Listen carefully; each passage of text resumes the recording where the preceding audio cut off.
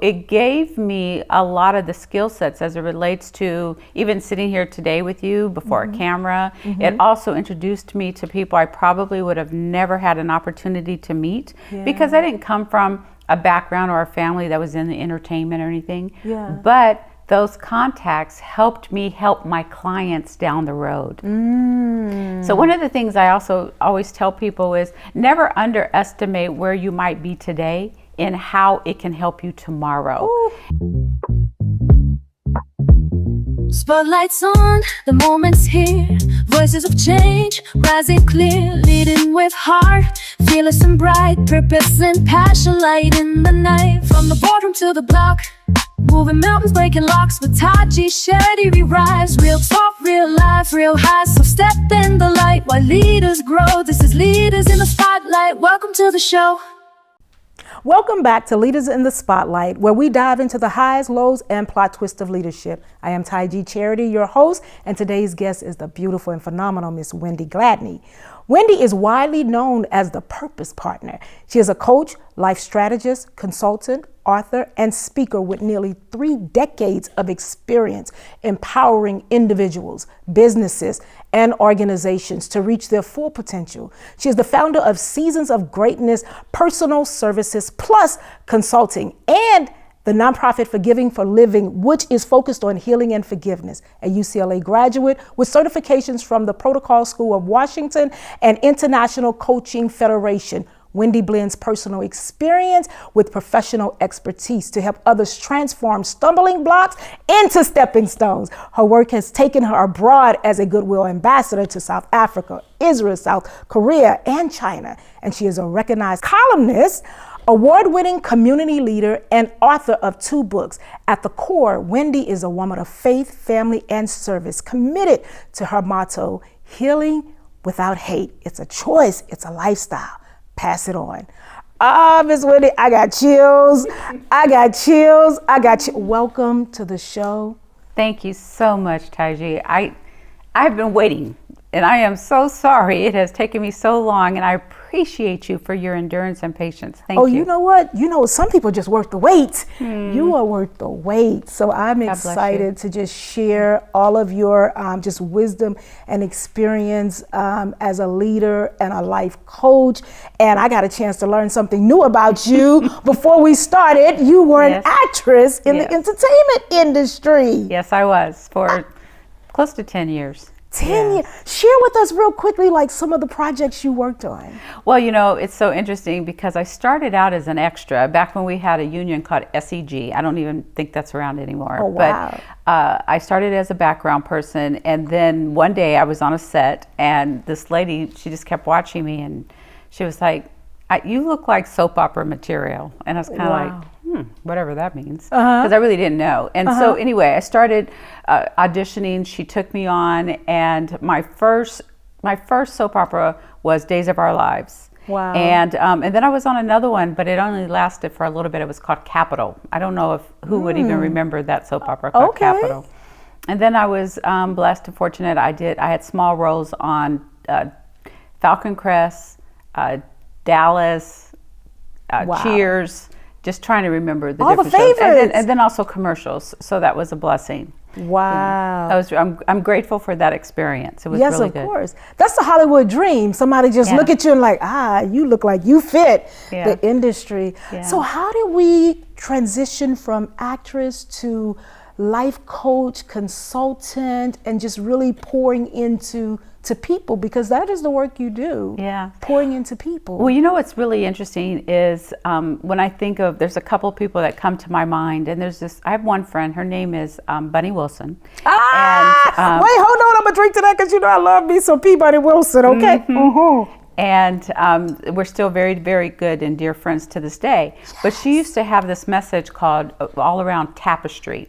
Yes. And so when you think of a tapestry, it's about blending and bringing different colors together, different textures, different patterns. Yeah. And then maybe even when you turn it on the other side, it looks a little messy, right? But on the top side, but you need every piece of that to make it come together. Yes. So when I think about my life and my journey and the way that I've gotten even to where I am today from a career perspective, everything has just been one step in front of the other to get me here. Yeah. And so when I think about the acting, and you might say, well, how did you get from that to this?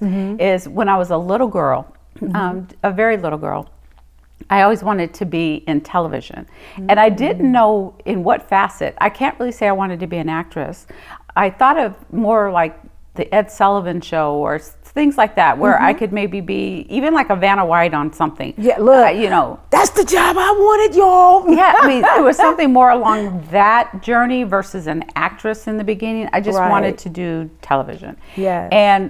But I didn't really have that path. And my grandmother, she didn't really feel like I should focus on that. She thought that I should really go to college and really work on getting a degree. And back in those days where they say that you can really get a job. Right. But as it would be, as I got out of college and I was married, and I said I really would like to try this and just try it part-time. And so it gave me a lot of the skill sets as it relates to even sitting here today with you before a camera. It also introduced me to people I probably would have never had an opportunity to meet because I didn't come from a background or a family that was in the entertainment or anything. But those contacts helped me help my clients down the road. So one of the things I also always tell people is never underestimate where you might be today and how it can help you tomorrow. Ooh, that's so good. And that has been very key for me. When I got out of the entertainment industry per se, because I still kind of am involved in different ways as it relates to television or whatever. But when I got out of that and started thinking about, Lord, where do you have me going? What is it? And my first business, Personal Services Plus, that you mentioned, started out as an event management company. Really? So I did event management for a lot of the major organizations for, gosh, I don't know. I can't even remember how long, because I would say close to 25 years, because it just was a segue. What happened was I served as a volunteer, and I used to just volunteer my time for like the Urban League and just different things. And by the way, I started volunteering with the Urban League back in, I don't mind telling my age, but I'm 64, back when I was 17. Really? And I had just won a beauty contest that was put on by the Urban League. And that was when John Mack was still here, and just different people that from back in that day. Anyway, as part of that role as Miss Urban League, they asked me to go around the college campuses, because I was a student at UCLA, to encourage other young people to get back involved with civic engagement and social activism and becoming a member of the Urban League, because that's what they represented.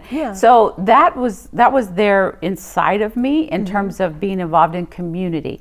And then also growing up, my grandmother, she was a part of the Eastern Star. And then we grew up in church. And and she believed that an idle mind was a devil's workshop. Part. So she kept us busy. She kept us all very, very busy. We could never tell her we had nothing to do. Oh my goodness, get ready. Because if you told her that you didn't have anything to do, she would find something for you to do. But she was a product of the South. My grandmother was originally from Texas, came west to California because she wanted to give a better life for her family.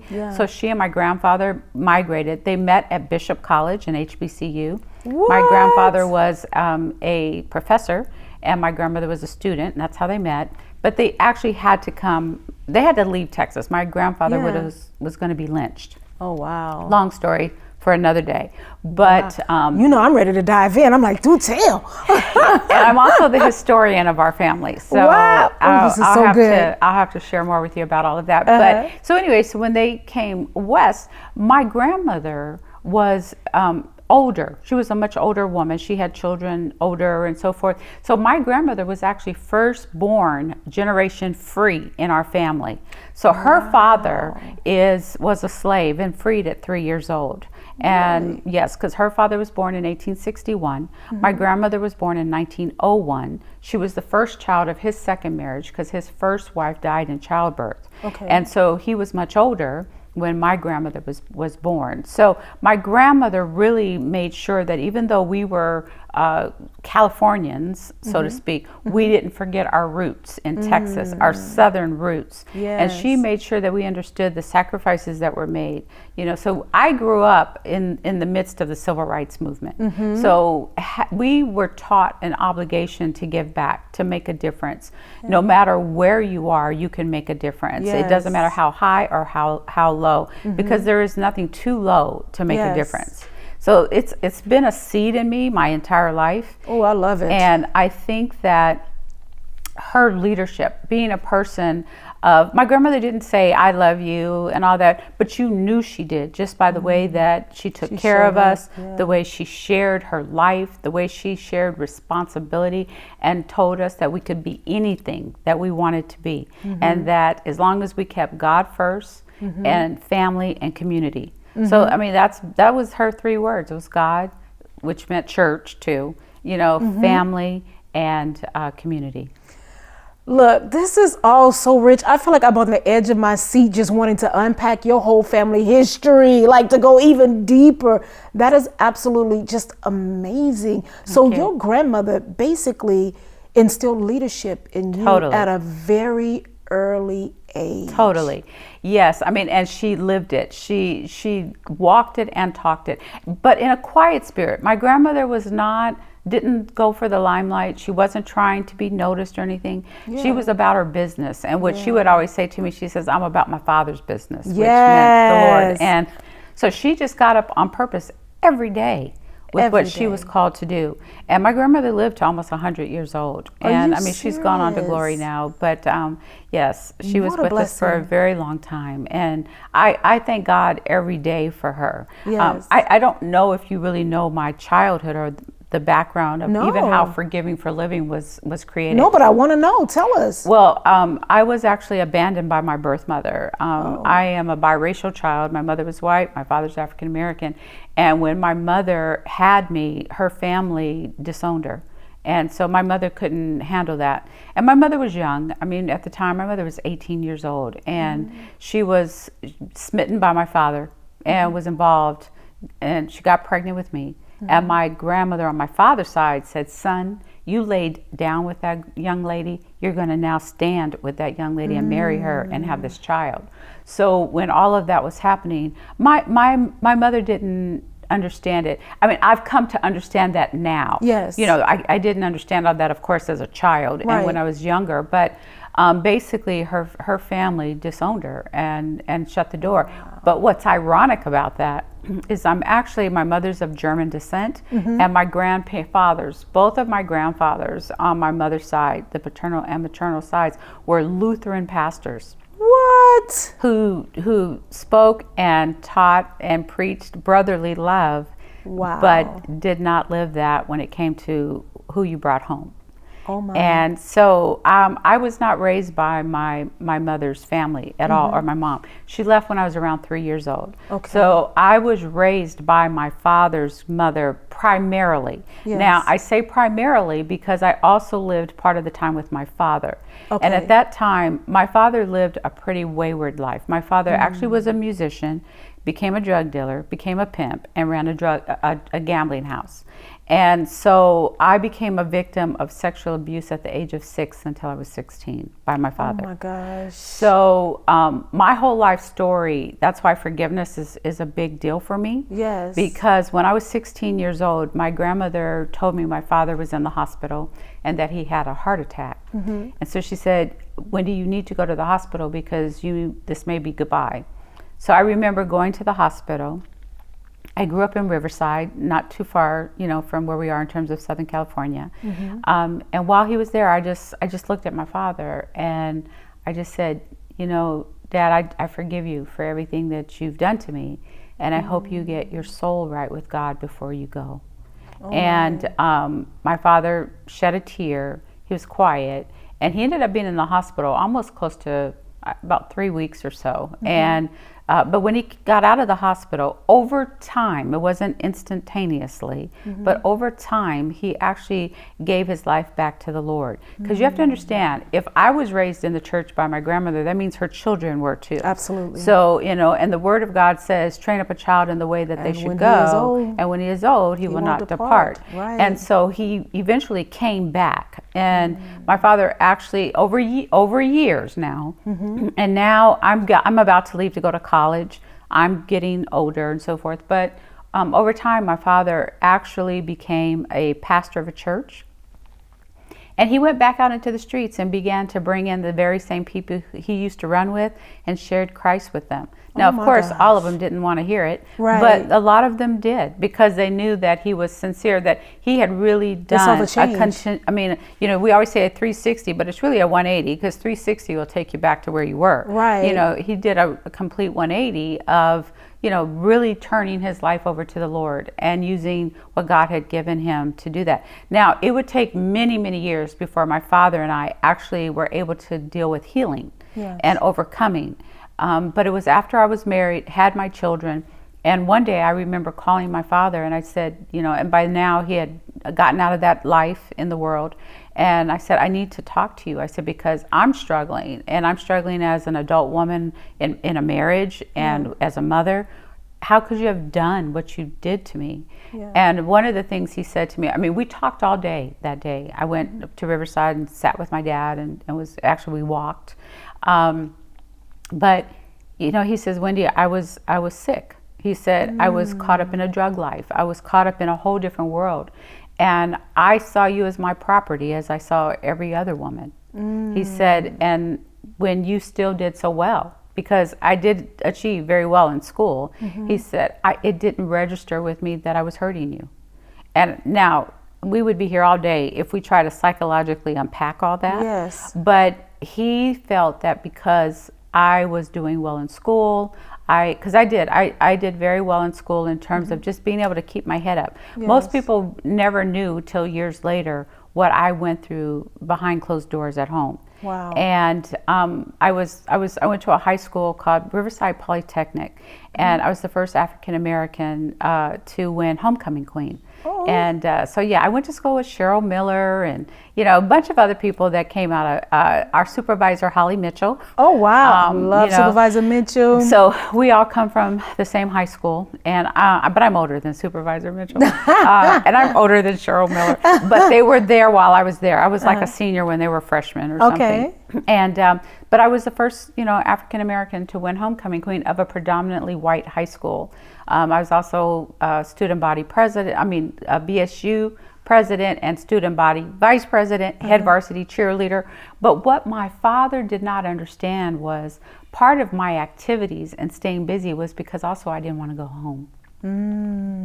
And also it was also where I found a level of attention, accolades, and love, because when you do well in school, teachers are like, yay, absolutely. And that's not what I was getting from my father. Right. And my grandmother made things solid as a home, but I wasn't always living under her roof. It was back and forth sometimes. And she never knew either. Well, she knew. She found out later, but you have to understand the generation.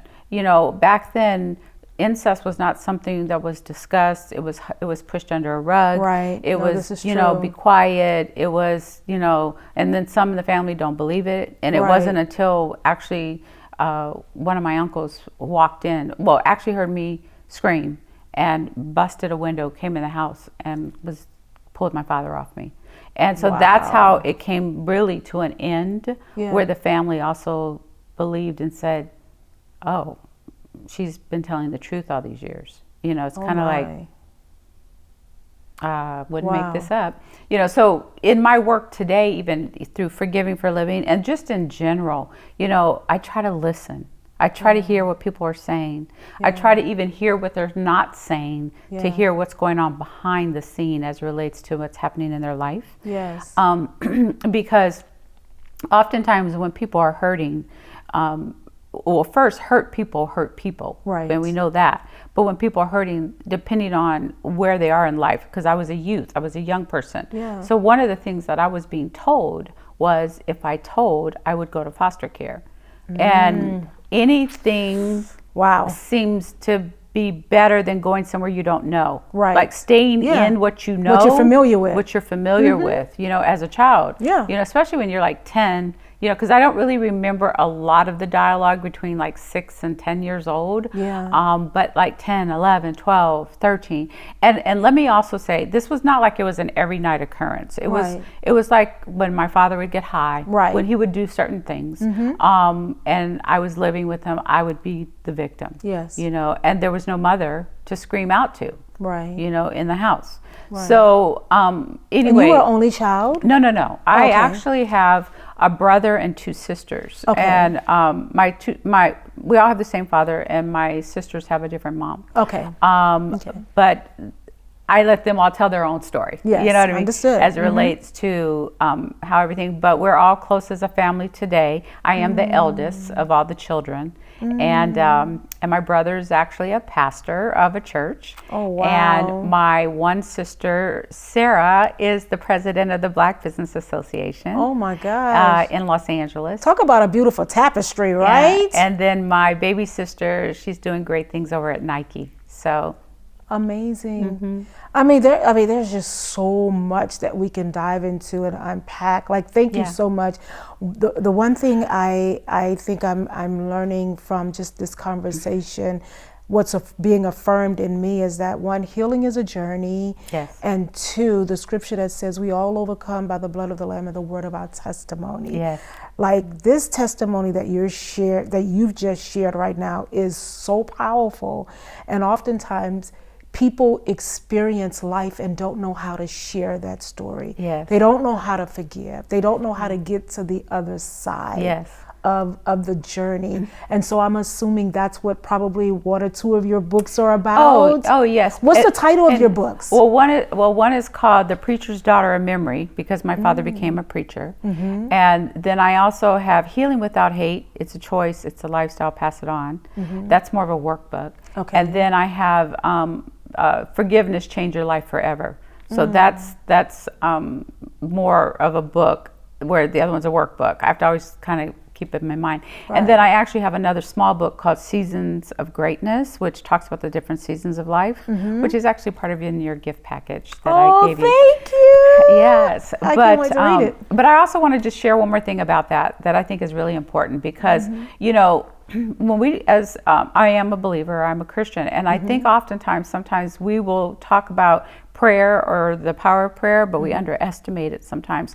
So when things happen, we become doubtful. So what I mean by that is my father did change his life. My father became a pastor of a church. My dad became someone that became actually very well respected in our city and rose above, you know, all of the negativity. It wasn't hidden under the carpet. People knew, you know, but they saw the light. They saw the change. And then when I met my mom when I was 18 years old. When I went to college, I said, I want to meet my mom. I didn't even have a photograph of her, so I didn't know what my mom looked like. Oh, wow. But people kept telling me, you look just like your mom. So I wanted to meet my mother. And I found out that my mother lived very close to where I grew up my entire life in Riverside. Really? She lived in Cabazon. Most people know Cabazon by the outlet. Okay. You know, because there's a big outlet out there. She grew up. She was primarily in Palm Springs, but at the time she was in Cabazon. So anyway, I met her when I was 18. She was remarried. I was not welcomed back into her life at that time. More so probably because of the husband she was married to at the time. But I kept in touch with her. I would write her. And I periodically would go see her. But then I got a call one day, and I was 30 years old, so that's 12 years later. And she said, Wendy, Eric has passed away, he's died, and he's left me homeless. I have nowhere to go. And so I said, okay. And she said, will you help me? So that's where the rubber meets the road. And that's kind of like where, what you say, are you going to do it? So I was married at the time And I talked to my husband, and he said, well, you always said you wanted to know who your mom was. I guess this is how you're going to learn her. Oh, wow. And so we went and we picked up my mom, and my mom moved in with us, and she ended up living with us. I took care of her for 11 years. She passed away when I was 41, so I took care of her for the rest of her life. And it was not easy. It was not cute. Yeah. She never once said, I love you. There were many days when I say, Mom, do you love me? Can you just tell me that? Yeah. And she never did. And I struggled. But you know what I learned during that time? There's a few things, and this is what I wanted to share. Number one, sometimes God uses us as conduits, because she actually became close to my daughter, who you know. Yes. And they actually had their own relationship. So when my mom passed away, my daughter was a student at Spelman College, and she came home for the funeral, and she was quiet back then. I don't know how quiet she is now, but she was kind of very reserved and quiet. And so it was a very small service. It was actually at my brother's church, because my brother's a pastor, and there was just a handful of people there, mainly people who came to support my brother and I. Yeah. And my daughter looked at me and she said, Mom, may I get up and say something? And I said, of course, it's your grandmother. So she stood up and she, said a few things, but then she said, I know that my grandmother was not the mother my mom always hoped for, but she was the grandmother that I was thankful for. And, oh my goodness. And I don't want to cry. I'm looking for tissue. Lord have mercy. She said, I am grateful. And she turned and looked at me and she said, Mom, thank you for letting my grandmother come live with us, so I would get to know who she was. And that's when God spoke to me and said, it's not always all about you. It's sometimes about legacy and future generations, and breaking cycles and cutting negative cords. And if I had not let my mom come and live with us, my children would have never known who their grandmother was. Right. My daughter would have not understood. Now she's a mother. So just the legacy of understanding generations. And then the other point that I wanted to make that I think is quite interesting is during the time that my mother lived with us, my father had now already turned his life around and was a pastor of a church. We were going to my father's church and supporting his ministry. And my mother got baptized by my father, which was her first husband. Okay, the Lifetime movie network, we need the whole movie version. Yeah, so this is wild. Baptized my mother, and even though my mother grew up in a Christian home, her father was a Lutheran pastor, remember? Right. But we can go to church our entire lives and still never be saved. Absolutely. And she actually gave her life to the Lord under my father's ministry. Oh my God. So I that was another, thing that the Lord showed me, that I was a conduit to save my mother's soul. That if I had not, so that it was not about me. I mean, so what I really want to make sure is clear is that sometimes when you're called to do a mission, certain things may not happen exactly the way you want or hope, but if we're submitted to the will of God in our lives, what will come from that is far greater. So I may not have ever heard my mother say, I love you, but I know she's in heaven. I know my daughter had a relationship and used to snuggle in bed with, I never even snuggled in bed with my mom. Right. But she did, so, I hope that those who see your show know that sometimes we're called for a higher purpose, that sometimes we may not understand and we may not see all of the benefits to ourselves, but it's helping others. And that's really what leadership is about. There's really nothing left for me to say, Miss Wendy. Yeah. I mean, you have just blessed my whole entire soul in this time of just talking, and I need to pull myself together, but thank you for sharing My that. pleasure. And oftentimes it's just, for me, confirmation that we may not always have the answer, but we trust the process. Yes. And we know that if God is in control, He is working all things for our good. Together. He's working it out together. Definitely. For our good. And this was just such a powerful reminder of that. Because sometimes as as leaders, we, especially leaders, and you're balancing leadership and you're balancing family, Yes. and you're trying to figure things out and things don't make sense. You feel like God is pulling you one way, but all of these distractions and just things just don't make sense. Yes. May I say something? Please do. Not to cut you off. It's like when I did my very first workbook, Healing Without Hate, How to Forgive to Live, I put a beautifully gift wrap box as the cover of the book. And the reason why I did that was because oftentimes we can look at people, and this is part of some of the things that I've experienced, where people look at you and externally think, oh, she thinks she's this, she thinks she's that, or they think she's had a perfect life, or she thinks she's pretty or cute or whatever, you know. But that box inside might have had a piece of china in it, and if it's been thrown around, it is completely shattered inside.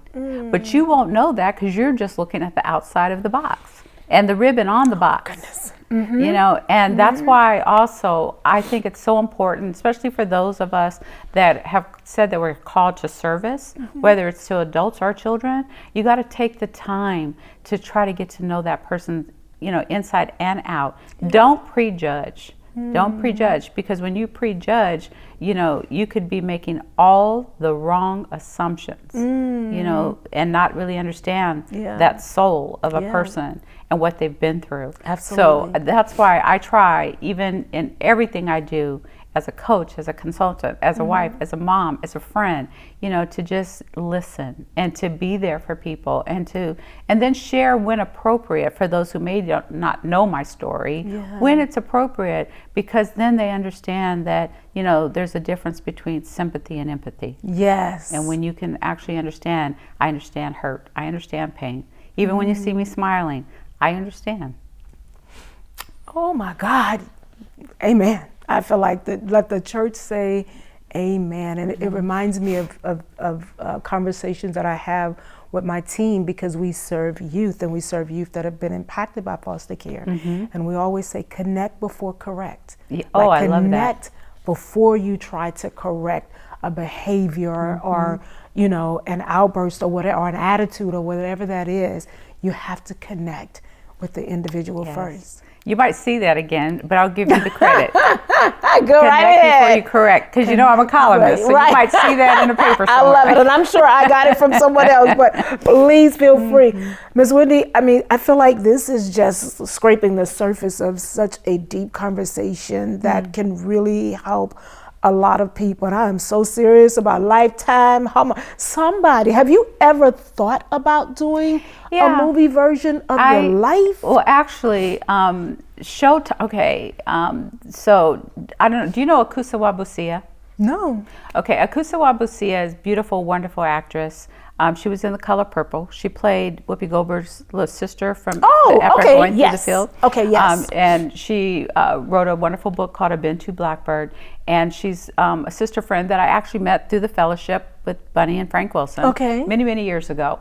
And when she received my book, The Preacher's Daughter of Memory, which tells my story, it took her forever, she said, to get around to it, because back then she was going back and forth between London, Ghana, and New York. And she said, I finally said, okay, Wendy sent me this book, I gotta read it. And she actually sat down and she read the book. She said, I couldn't put it down. I took it to the kitchen, I took it to the bathroom, I took it everywhere I went. And when she finished it, she actually sent it to Oprah, because she knew her. And she was, this is something you need to read. And it never got read, from what I understood. But another person that was a part of our fellowship, her name was Corinne Duke, who's actually passed on. She was George Duke's wife. And we were all part of the same Bible study fellowship. She got it into the hands of somebody at Showtime. And so I actually had a meeting with a vice president at Showtime. But the problem was, they wanted to change my story. You know, they wanted me to have been turned out, become a prostitute. I mean, that's not my story. You know, that is not my story. That even though I experienced certain things, God had another plan for me and another path. And I wanted my story. I understand Hollywood. You know, I've been a part of it in the past. But I did not want so many changes to go totally against who I was. Good for you. That it couldn't help young ladies or anyone that may be going through certain things that feels like only that would be the only path for them. Right. That would be the only hope for them. Yes. And so I didn't go with the option. It was called an option. I didn't go with it. Yeah. And so, and then my daughter, she actually helped me and found a screenwriter and had the book turned into a screenplay. And then I actually did a play of my life that ran at the Nate Holden Performing Arts Center on Washington Boulevard. So, and we sold out every week for a month. It was a 4-week run. Top actresses. I missed all of this.